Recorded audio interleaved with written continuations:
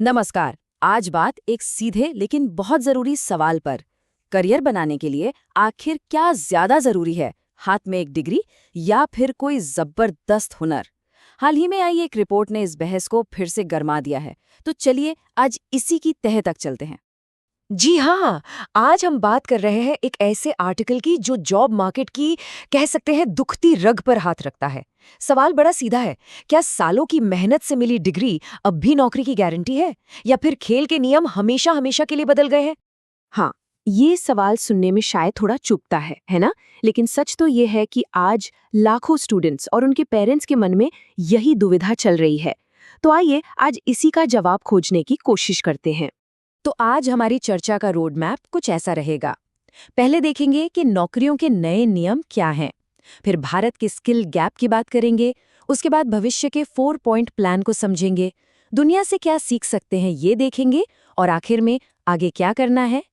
तो चलिए सबसे पहले बात करते हैं नौकरियों के नए नियम की, जो एक पुराना वादा था और जो आज की हकीकत बन गई है। मतलब सालों से हमारे दिमाग में एक बात बिठा दी गई थी, अच्छी डिग्री ले लो, अच्छी नौकरी अपने आप मिल जाएगी, है ना? लेकिन अब वो जमाना गया।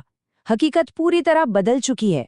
ग्लोबल स्किल रिपोर्ट जैसे जो डेटा आ रहे हैं वो साफ साफ कह रहे हैं कि अब असली वजन डिग्री का नहीं बल्कि स्किल्स का है। तो अब आते हैं मुद्दे के दूसरे और शायद सबसे जरूरी हिस्से पर, भारत का स्किल गैप। और क्यों ये हमारे लिए एक बहुत बड़ी चुनौती है। यहाँ कुछ आंकड़े हैं जो हैरान कर सकते हैं। ये नंबर सिर्फ 25%। इसका मतलब क्या है? इसका मतलब ये है कि भारत की पूरी वर्कफोर्स में सिर्फ 25% युवा ही स्किल्ड हैं। मतलब हर 4 में से सिर्फ एक इंसान के पास कोई फॉर्मल स्किल ट्रेनिंग है। ये एक बहुत ही सीरियस सिचुएशन है। और जब हम इस आंकड़े को दुनिया के बाकी देशों के साथ रखते हैं ना, तो ये स्किल गैप वाली खाई और भी चौड़ी और गहरी नजर आती है। सोचिए जरा, जर्मनी में 75% लोग स्किल्ड हैं और साउथ कोरिया, वहां तो ये नंबर 96% है। मतलब लगभग हर कोई। ये फर्क जमीन आसमान का है और ये दिखाता है कि हम इस रेस में अभी कितना पीछे खड़े हैं। और देखिए, ये कहानी सिर्फ आज की नहीं है। ये भविष्य के लिए एक बहुत बड़ी चेतावनी की घंटी है। एक अनुमान कहता है कि 2026 तक भारत के पढ़े लिखे वर्कफोर्स का 16.3% हिस्सा बेरोजगार हो सकता है। ये नंबर एक वेकअप कॉल की तरह है कि अगर हमने अभी कुछ नहीं किया तो हालात बहुत मुश्किल होने वाले हैं। तो ठीक है, समस्या तो बहुत बड़ी है, ये हमने देख लिया। पर क्या इसका कोई समाधान है? अच्छी बात यह है कि हाँ, है। और इसी आर्टिकल में आगे बढ़ने का एक ठोस प्लान भी बताया गया है। और हाँ, ये कोई हवाई बातें नहीं है। ये समाधान सुझाया है एक्सपर्ट कुमार गौरव चौधरी ने, जो विजन एजुकेशन के टेक्निकल डायरेक्टर है। मतलब एक ऐसे व्यक्ति की तरफ से आ रहा है जो इस फील्ड को अंदर बाहर से जानते हैं। तो जाहिर है इन सुझावों में वजन है। तो क्या है ये 4 कदम जो सब कुछ बदल सकते हैं? देखिए, पहला है वर्कफोर्स का अनिवार्य मूल्यांकन। मतलब पहले ये तो जानें कि हमारे युवाओं को आता क्या है।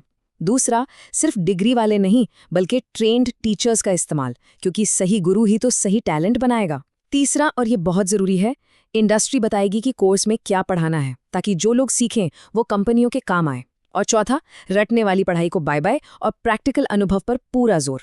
ये चारों कदम अगर एक साथ उठा लिए जाएं तो हमारे पूरे एजुकेशन सिस्टम में एक नई जान आ सकती है। चलिए अब जरा देखते हैं कि दुनिया के दूसरे देश इस मामले में क्या कर रहे हैं, क्योंकि ये समस्या सिर्फ हमारी तो है नहीं, और जो देश कामयाब हुए हैं उनसे हम बहुत कुछ सीख सकते हैं। 2 बहुत ही जबरदस्त उदाहरण देखते हैं। एक तरफ है जर्मनी का मशहूर डुअल एजुकेशन सिस्टम। इसमें क्या होता है, युवा हफ्ते में कुछ दिन कंपनी में प्रैक्टिकल काम करते हैं और बाकी दिन क्लास में थ्योरी पढ़ते हैं। और कमाल की बात यह है कि उन्हें काम करने के पैसे भी मिलते हैं। मतलब कमाई भी और पढ़ाई भी।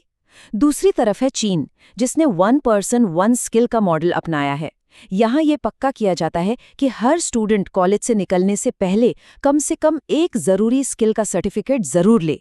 दोनों ही मॉडल अपने अपने तरीके से बेहद कामयाब हैं। तो इस पूरी बातचीत का निचोड़ क्या है?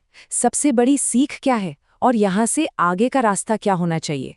कुमार गौरव चौधरी की कही ये बात मुझे लगता है इस पूरी चर्चा को एक लाइन में समेट देती है। भविष्य सिर्फ डिग्रियां इकट्ठा करने वालों का नहीं, बल्कि उन लोगों का है जो वो स्किल्स सीखते हैं जिनकी मार्केट को सच में जरूरत है।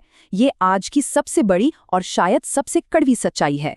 तो आज की ये पूरी चर्चा इस एक सवाल पर आकर रुकती है, अपनी डिग्री के साथ साथ वो कौन सी एक स्किल है जिसे भविष्य के लिए तैयार किया जा रहा है। ये एक ऐसा सवाल है जिसका जवाब हम सबको अपने लिए खोजना होगा।